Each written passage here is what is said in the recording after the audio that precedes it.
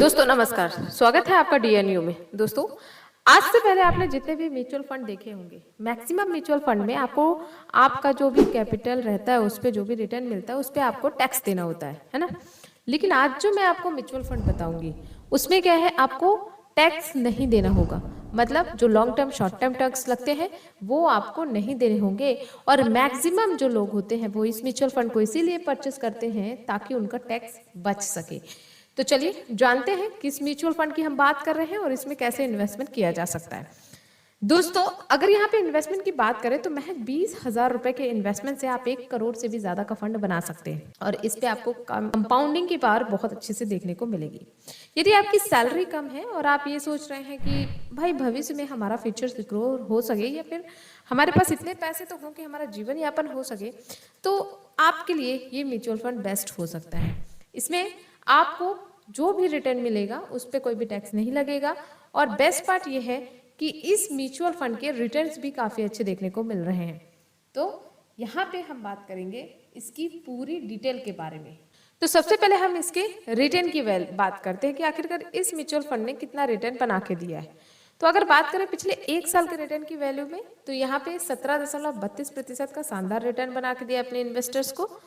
3 साल का return value देखें तो 15.50% का शानदार रिटर्न है। 5 सालों के रिटर्न की वैल्यू देखें तो 21.99% का। ऑल टाइम रिटर्न की बात करें तो 16.1% का शानदार रिटर्न बना के दिया इन्वेस्टर्स को। ठीक है, इस म्यूचुअल फंड को 2013 में लॉन्च किया गया था और तब से लेके अभी तक इस म्यूचुअल फंड में करोड़ों लोगों ने करोड़ों रुपए इन्वेस्ट कर रखा है। अगर बात करें फंड साइज की तो इस म्यूचुअल फंड का फंड साइज है 1088.39 करोड़ रुपए। एनएवी की बात करें तो 167.71 रुपए। अब एनएवी क्या कहलाती है? किसी भी म्यूचुअल फंड की यूनिट को कहा जाता है। इस म्यूचुअल फंड में जो आप पैसा इन्वेस्ट करते हैं दोस्तों वो डायरेक्ट शेयर मार्केट में इन्वेस्ट किया जाता है। यहाँ पे जो फंड मैनेजर होते हैं वो क्या करते हैं, अच्छी अच्छी कंपनियों को चुनाव करते हैं और आपके पैसों को उन कंपनियों तक पहुंचाते हैं जहां से आपको अच्छा रिटर्न देखने को मिल जाता है। तो यहाँ पे अगर कोई इन्वेस्टमेंट करना चाहता है तो वो देखिए लमसम अमाउंट, लमसम मतलब सिर्फ एक बार इन्वेस्ट करके छोड़ देना चाहता है तो भी महज 500 रुपए से शुरू कर सकता है। और यदि कोई हर महीने पैसा जमा करना चाहता है तो वो 500 रुपए की मिनिमम एसआईपी शुरू कर सकता है। मैक्सिमम की बात करें तो कोई भी लिमिट नहीं है, ना लमसम अमाउंट की और ना ही एसआईपी अमाउंट की। आपके पास जितना अमाउंट है आप उतना यहाँ पे इन्वेस्ट कर सकते हैं, ये टोटली आपके ऊपर डिपेंड करता है।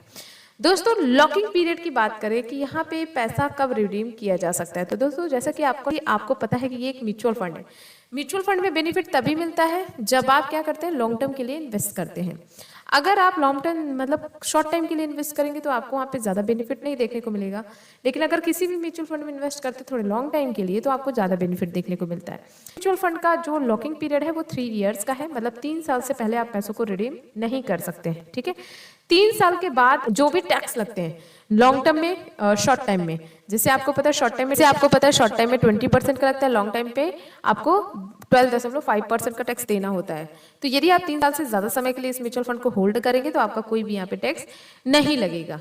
इस म्यूचुअल फंड की अगर एक्सपेंस रेशियो की बात करूं तो एक्सपेंस रेशियो है 0.97%। एक्सपेंस रेशियो किसी भी म्यूचुअल फंड को जो फंड मैनेजर ऑपरेट करते हैं, जो कि आपके लिए अच्छी अच्छी कंपनीज को शेयर को फाइंड करते हैं, उन कंपनीज में आपके पैसे को इन्वेस्टेड करते हैं, रिसर्च करते हैं, उनका एक चार्ज होता है। ठीक है, जो कि एक्सपेंस रेशियो के रूप में होता है। किसी भी म्यूचुअल फंड का एक्सपेंस रेशियो यदि 1% से कम है तो वो म्यूचुअल फंड अच्छा माना जाता है। एग्जिट लोड यहाँ पे कुछ भी नहीं है। ओके, अब बात करते हैं इस म्यूचुअल फंड की टॉप होल्डिंग। तो दोस्तों इसका जो मैक्सिमम होल्डिंग है वो इक्विटी सेक्टर पे है, बिकॉज ये इक्विटी फंड है। ठीक है, ये हाई रिस्क कैटेगरी में भी आता है। कैश में 3.5% का इन्वेस्टमेंट है और अगर सेक्टर वाइज एलोकेशन देखें तो फाइनेंस सेक्टर पे ये म्यूचुअल फंड सबसे ज्यादा इन्वेस्टेड होता है 30.3% का, अदर्स में 18.9% का, कैपिटल गुड्स में 11.2%, ऑटोमोबाइल्स में 9.1% का, कंज्यूमर स्टेपल्स में 8.8% का, टेक्नोलॉजी में 8%, सर्विसेज 7.8 और कंस्ट्रक्शन में 5.2% का यहाँ पे एलोकेशन आपको सेक्टर वाइज देखने को मिल जाएगा।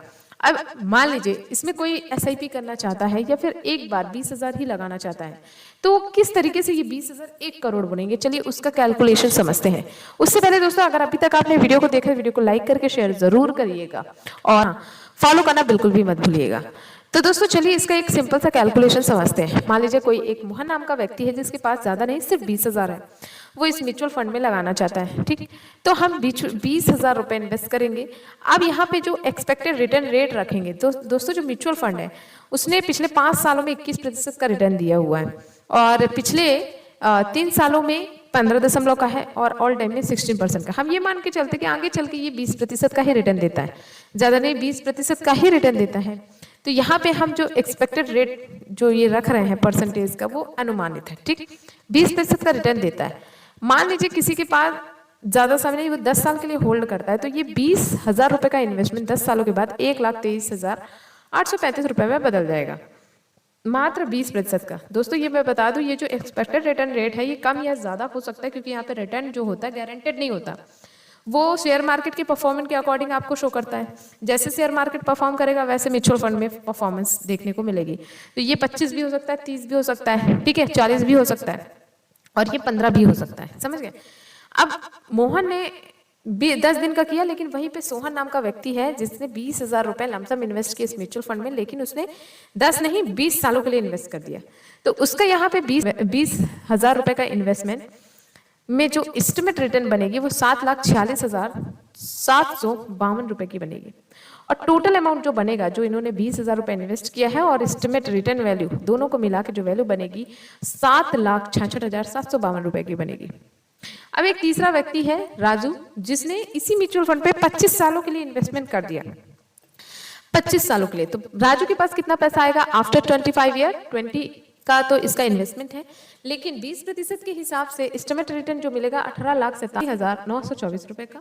टोटल वैल्यू बनेगी 19,07,924 रुपए की। और वहीं पे एक श्याम नाम का व्यक्ति है जिसने 30 सालों के लिए इस म्यूचुअल फंड में इन्वेस्ट कर दिया। तो आप खुद देख सकते हैं कि 30 सालों में 20,000 का इन्वेस्टमेंट 47,47,526 रुपए के एक बड़े फंड में बदल जाएगी, क्योंकि यहाँ पे एस्टिमेट रिटर्न जो मिल रहा है वो 47,27,526 रुपए का बन रहा है। इन्वेस्टेड अमाउंट और 47,726 रुपए को मिलाकर टोटल फंड बना 47,47,526 रुपए का। अब अगर किसी के पास ज्यादा समय है और अगर उसने इस म्यूचुअल फंड में लॉन्ग टर्म मतलब 35 ईयर के लिए होल्ड कर दिया, तो आपकी महज 20,000 रुपए की इन्वेस्टमेंट 1,18,13,365 रुपए में बदल सकती है, क्योंकि 20% के एक्सपेक्टेड रिटर्न से जो एस्टिमेट रिटर्न वैल्यू बनेगी वो 1,17,93,365 रुपए की बनेगी, जिसमें आपका 20,000 ऐड होगा, तो ये टोटल फंड की वैल्यू बनेगी 1,18,13,365 रुपए की। तो है ना कमाल का।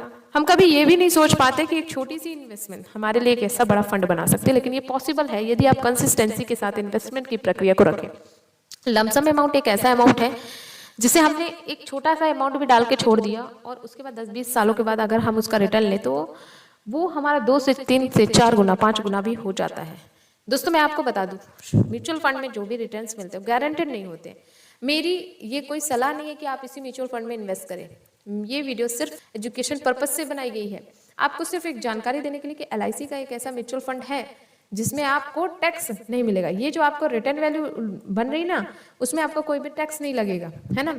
तो ये म्यूचुअल फंड सही हो सकता है उन लोगों के लिए जो कि टैक्स बचाना चाहते हैं। क्लियर? ओके। अगर यहाँ पे आप इन्वेस्टमेंट करना चाहते हो तो आप खुद की रिसर्च करो। म्यूचुअल फंड का कोई भी रिटर्न गारंटेड नहीं होता, तो खुद की रिसर्च करो, अच्छे से समझो, लीगल एडवाइस लो, उसके बाद ही आप इन्वेस्ट करें। क्लियर? अब अगर यहाँ पे मान लीजिए कोई बंदा 1000 की SIP करता है, 10 सालों के लिए जमा करता है, तो जो उसके इन्वेस्टमेंट होगी 1,20,000 की होगी, जिसमें एस्टिमेट रिटर्न वैल्यू बनेगी 2,24,311 रुपए की, और टोटल वैल्यू बन जाएगी इन दोनों को मिला के 3,44,311 रुपए की। अगर वही व्यक्ति इस म्यूचुअल फंड में मान लीजिए SIP करता है 20 सालों के लिए, मतलब 20 सालों तक 1,000 रुपए जमा करेगा, तो टोटल इन्वेस्टमेंट होगी 2,40,000 की, जिसपे एस्टिमेट रिटर्न वैल्यू 20% के हिसाब से 22,36,194 रुपए बनेगी, और जो टोटल अमाउंट बनेगी वो 24,76,194 रुपए की बनेगी। और वहीं पे यदि इस व्यक्ति ने 30 सालों के लिए अपना इन्वेस्टमेंट करके रख दिया, तो महज 30 साल में वो करोड़पति बन सकता है। 3,60,000 के इन्वेस्टमेंट पे 1,53,16,252 रुपए का एस्टिमेट रिटर्न रेट बनता है, जिसमें इन्वेस्टमेंट अमाउंट और एस्टिमेट रिटर्न रेट को मिलाकर 1,56,76,252 रुपए की एक बड़ी अमाउंट बन जाती है। तो दोस्तों एक छोटी छोटी सी बचत कहाँ तक पहुंच सकती है ये आप खुद भी देख सकते हैं। और मैंने मिनिमम से मिनिमम रिटर्न रेट लगाया है, मैक्सिमम होने की ज़्यादा चांसेस भी हैं क्योंकि मार्केट कभी एक चाल से नहीं चलता। चलिए बताते हैं इस म्यूचुअल फंड का आखिरकार नाम क्या है। म्यूचुअल दोस्तों इस म्यूचुअल फंड का नाम है LICMF less tax saver direct growth fund.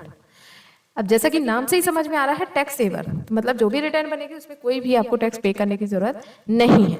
कैसा लगा वीडियो कमेंट करके जरूर बताइएगा। इस म्यूचुअल फंड में आपकी क्या राय है वो भी कमेंट करके बताइएगा। हेल्पफुल हो वीडियो तो लाइक करके शेयर जरूर करिएगा और चैनल को सब्सक्राइब करना बिल्कुल मत भूलिए। मिलते हैं अगली वीडियो में। धन्यवाद दोस्तों।